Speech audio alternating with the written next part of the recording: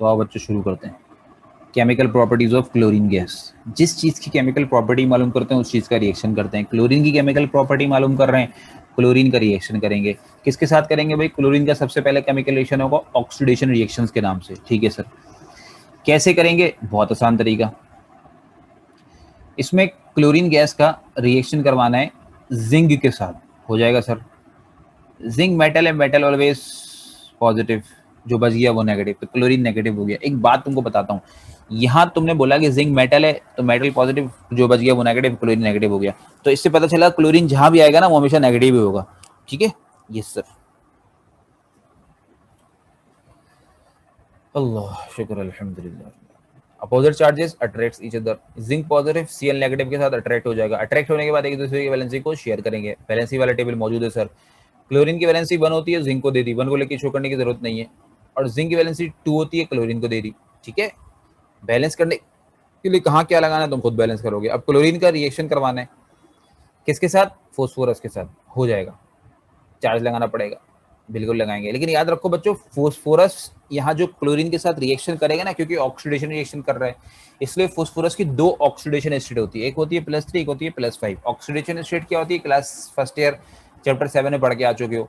अभी chapter number 5 में इंशाल्लाह तफसील से और पढ़ाऊंगा मैं तुम्हें।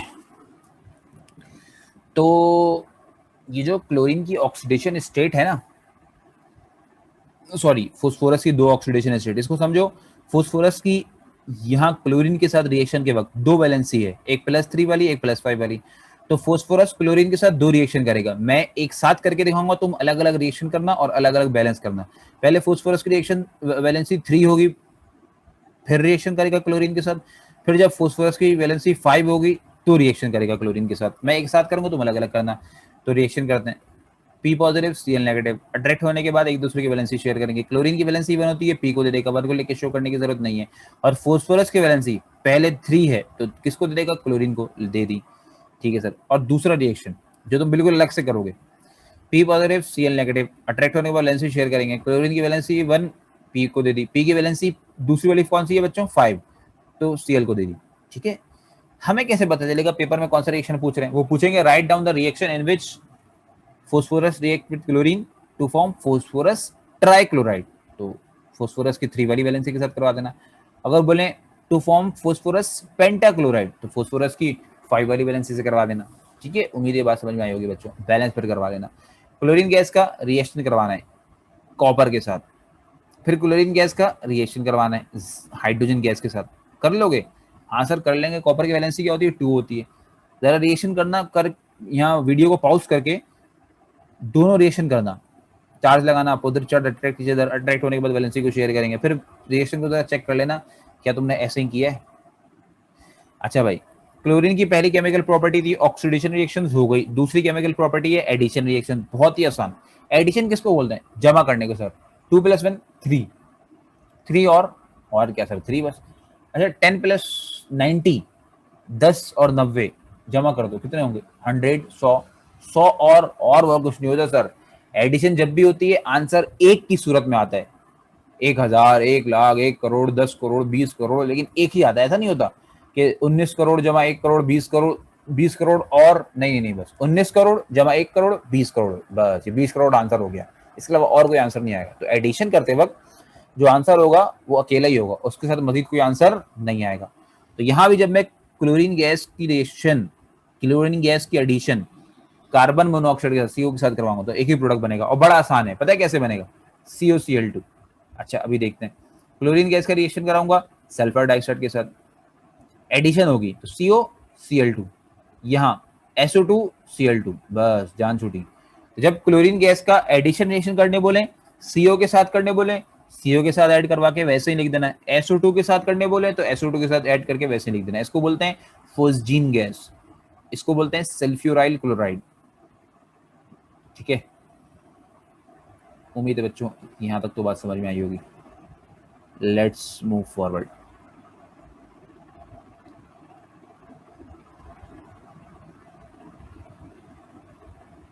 अब देखते हैं सब्स्टिट्यूशन रिएक्शन। सब्स्टिट्यूट करना का मतलब क्या होता है?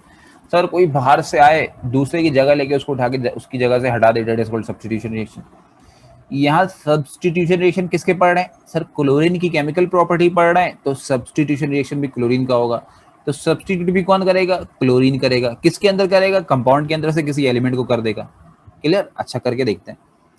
क्लोरीन गैस का रिएक्शन हो रहा है किसके साथ, हाइड्रोजन सल्फाइड के साथ। रिएक्शन हो जाएगा, पहले चार्ज लगा देना है। किसका चार्ज क्या है इतना नहीं पता, एच का चार्ज जरूर पता है, पॉजिटिव, जो बच गया वो नेगेटिव।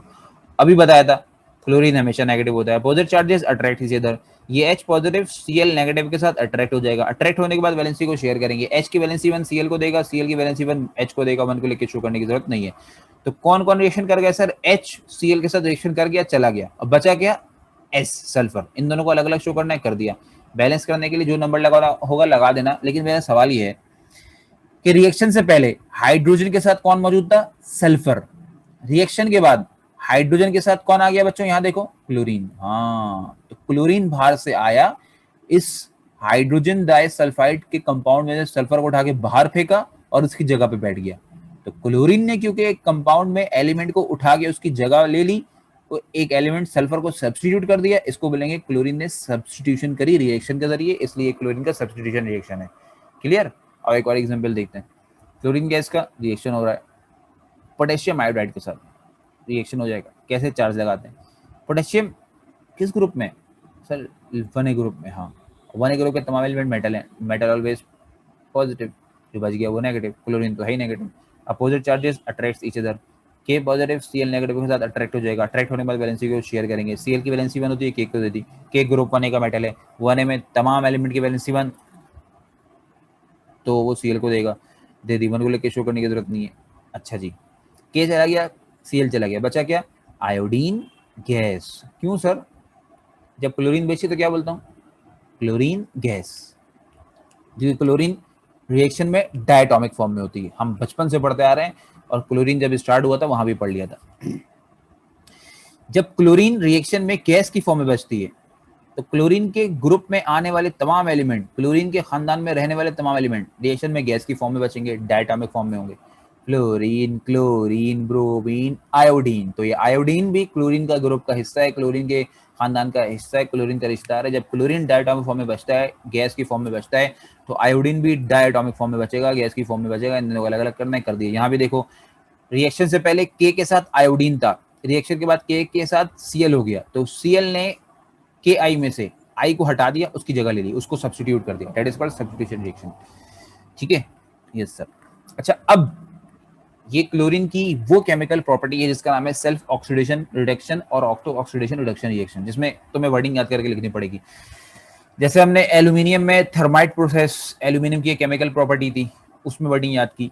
नाइट्रिक एसिड की केमिकल प्रॉपर्टी थी एक्वा रिजिया, उसमें वर्डिंग याद करी। तो क्लोरीन की केमिकल प्रॉपर्टी है सेल्फ ऑक्सीडेशन रिडक्शन या ऑटो ऑक्सीडेशन रिडक्शन रिएक्शन। तो भाई इसकी वर्डिंग याद करनी है, कैसी है, बड़ी आसान।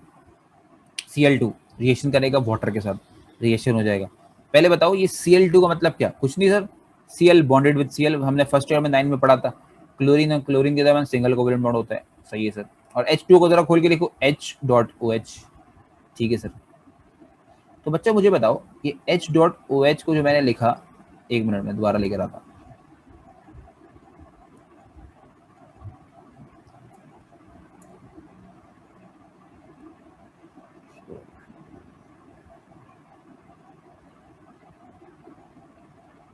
ये रहा।